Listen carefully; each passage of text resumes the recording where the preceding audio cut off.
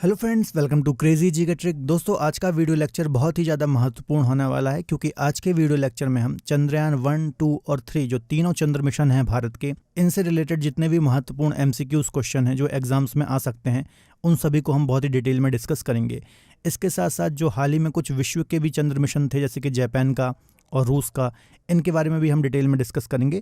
तो आज का जो वीडियो लेक्चर है किसी भी एग्जाम के दृष्टिकोण से बहुत ही महत्वपूर्ण होने वाला है। आप वीडियो को अंत तक जरूर देखिए, ठीक है। चलिए सीधे हम लेक्चर को स्टार्ट करते हैं और पहले क्वेश्चन की ओर चलते हैं। तो पहला क्वेश्चन है, चंद्रयान 3 ने चंद्रमा की सतह पर कब लैंड किया?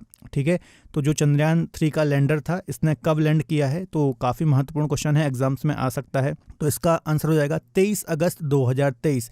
ठीक है, कल के ही दिन चंद्रयान 3 ने, या फिर इसका जो लैंडर है, उसने चंद्रमा पर लैंड किया है। काफ़ी महत्वपूर्ण डेट है, ऐतिहासिक डेट है, आपको याद रखना है। तो ये डेट किसी भी एग्जाम में पूछी जा सकती है, आपको याद रखना है, ठीक है।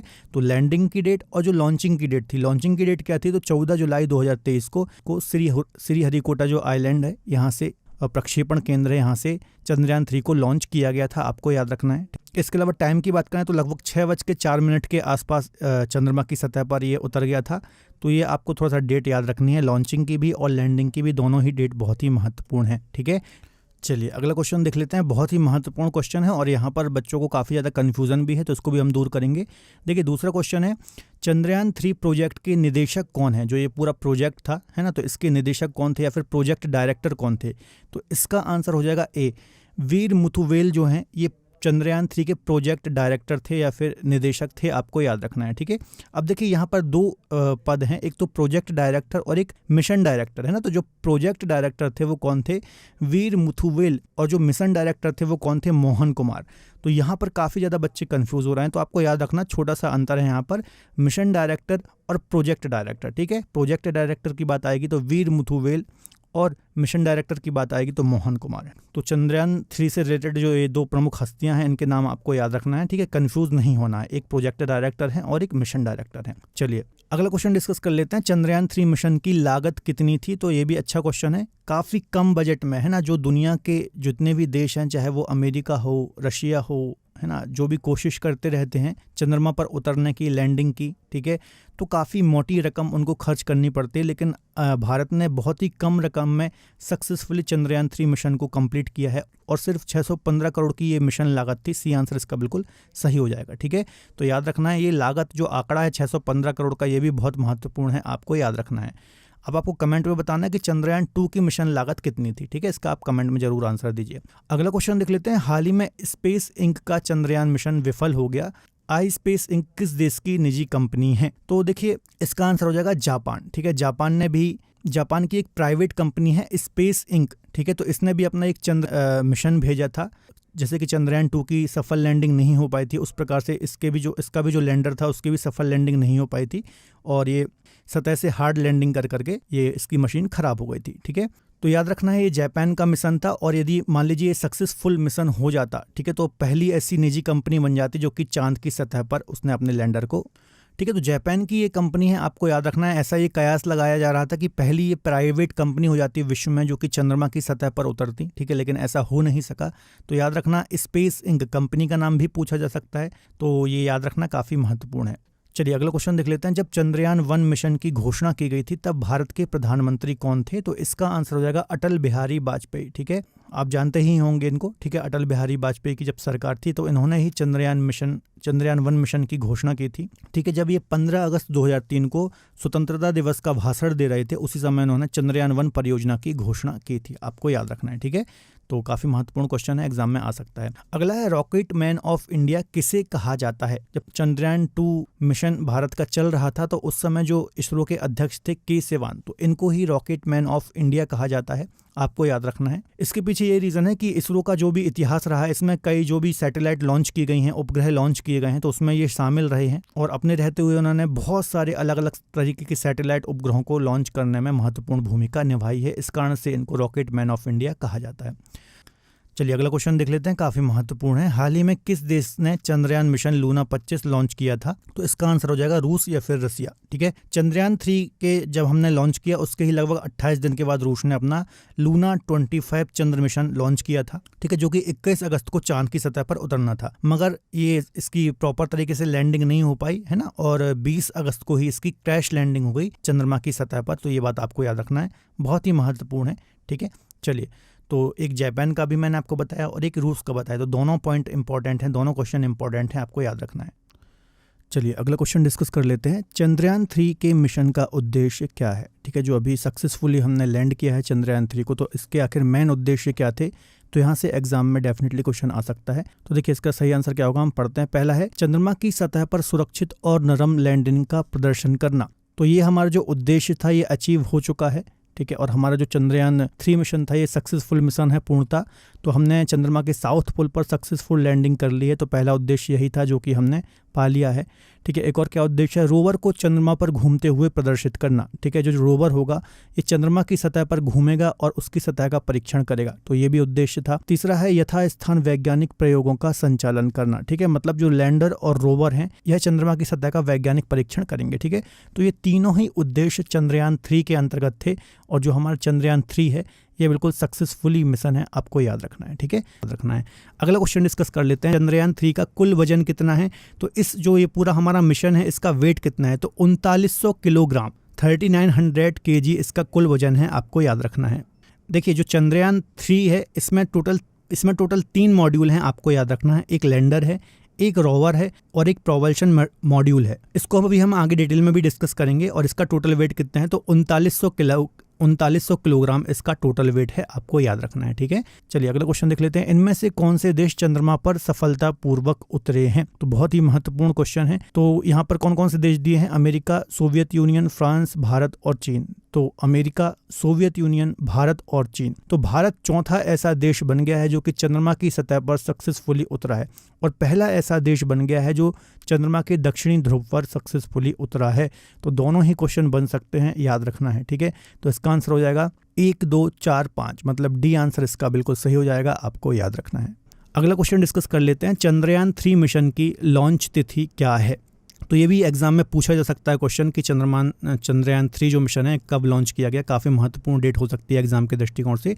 14 जुलाई 2023 को 2:35 पर चंद्रयान 3 की सफल लॉन्चिंग की गई है ना। कहाँ से की गई? तो श्रीहरिकोटा में सतीश धवन जो अंतरिक्ष केंद्र है यहाँ से इसकी सफल लॉन्चिंग की गई, आपको याद रखना है। ठीक है, चलिए अगला क्वेश्चन डिस्कस कर लेते हैं।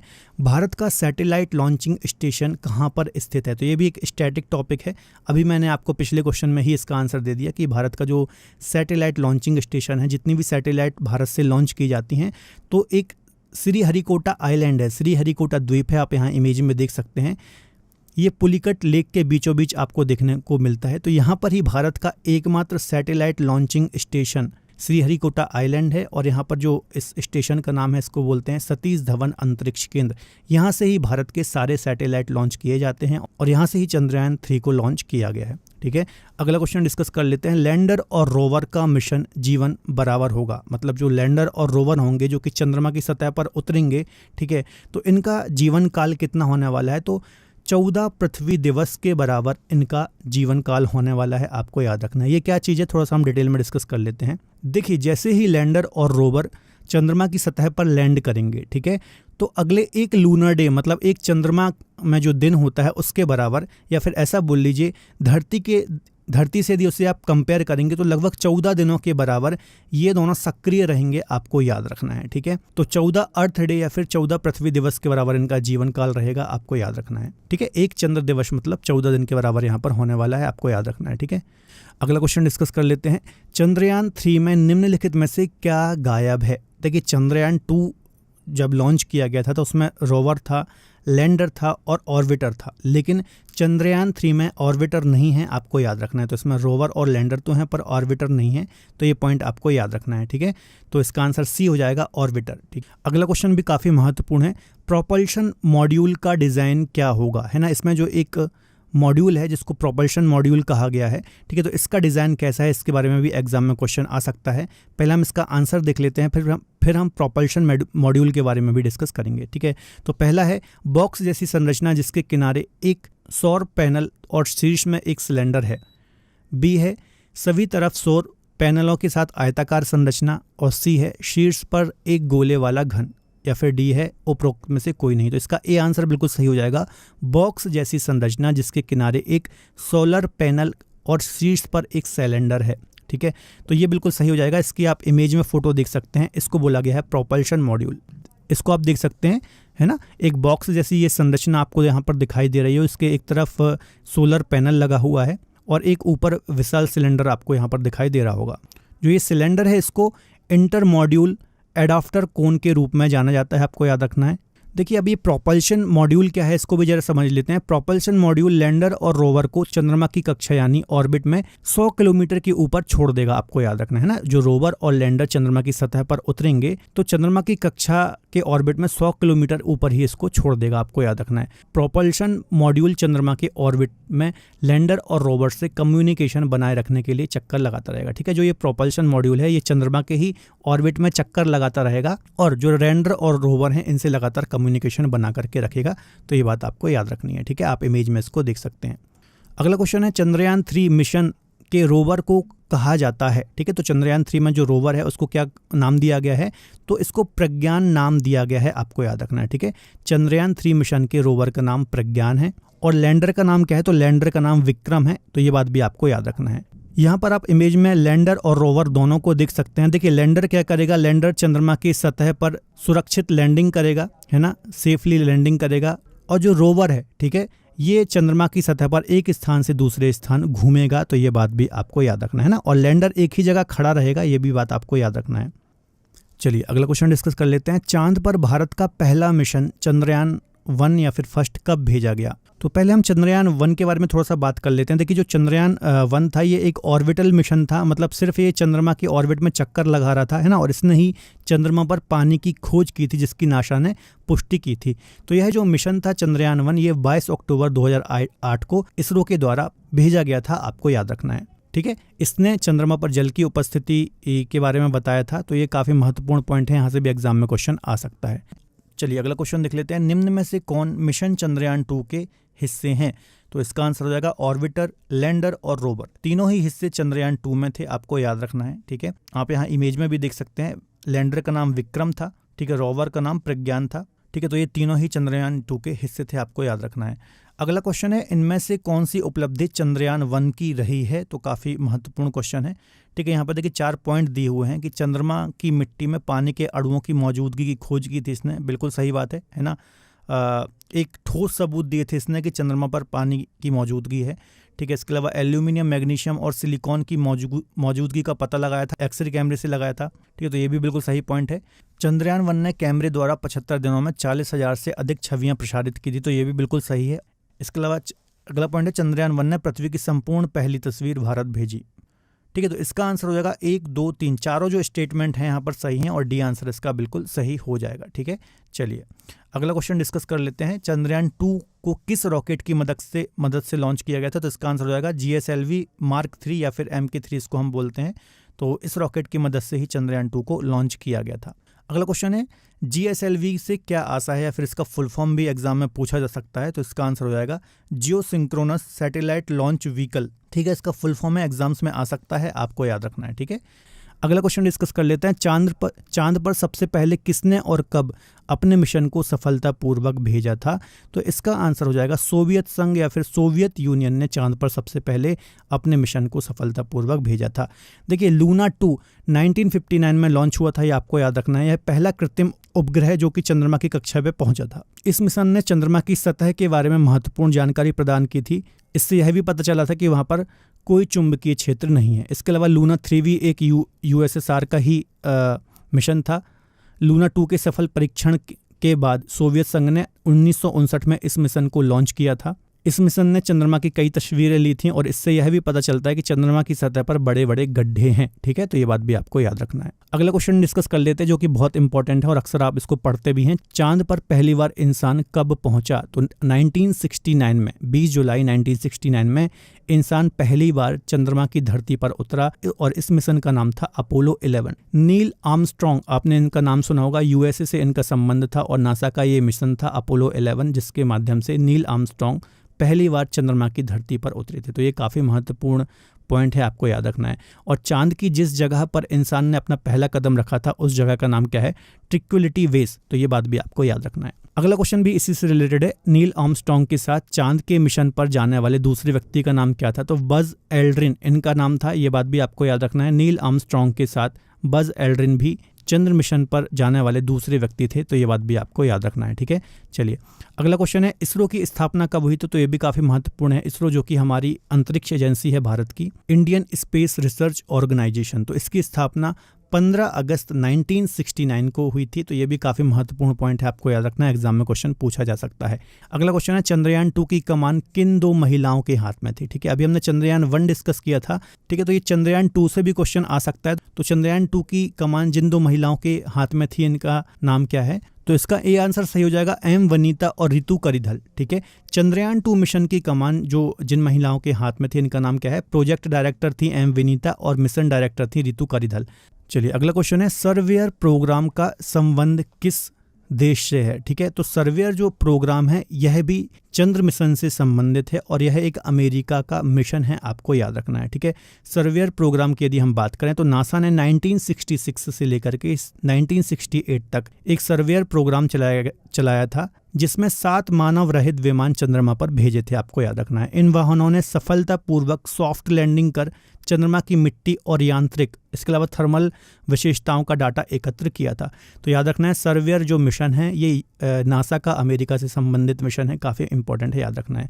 एक और काफ़ी महत्वपूर्ण मिशन है चांगाई 4 मिशन। यह किस देश से संबंधित है? तो इसका संबंध चीन से है।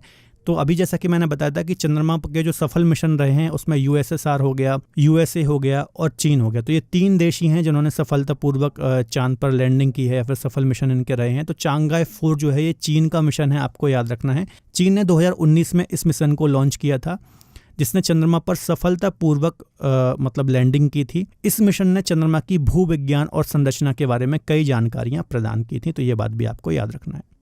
चलिए अगला क्वेश्चन देख लेते हैं। हाल ही में चंद्रमा के दक्षिणी ध्रुव पर पहुंचने वाला पहला देश कौन बन गया है? तो 100% ये क्वेश्चन आपके किसी न किसी एग्जाम में देखने को मिलेगा। बहुत ही प्राउड करने वाली बात है कि एकमात्र ऐसा देश है जो कि इतने कम बजट के साथ चंद्रमा के दक्षिणी ध्रुव, जो कि जहाँ पर पहुँचना बहुत ही टफ है, वहाँ पर हम पहुँचे हैं। तो भारत इसका आंसर हो जाएगा। हाल ही में भारत चंद्रमा के दक्षिणी ध्रुव पर पहुंचने वाला पहला देश बन गया है और इसके पहले जो ओवरऑल जिन्होंने लैंडिंग की है उसमें अमेरिका, सोवियत यूनियन, चीन आते हैं हमसे पहले।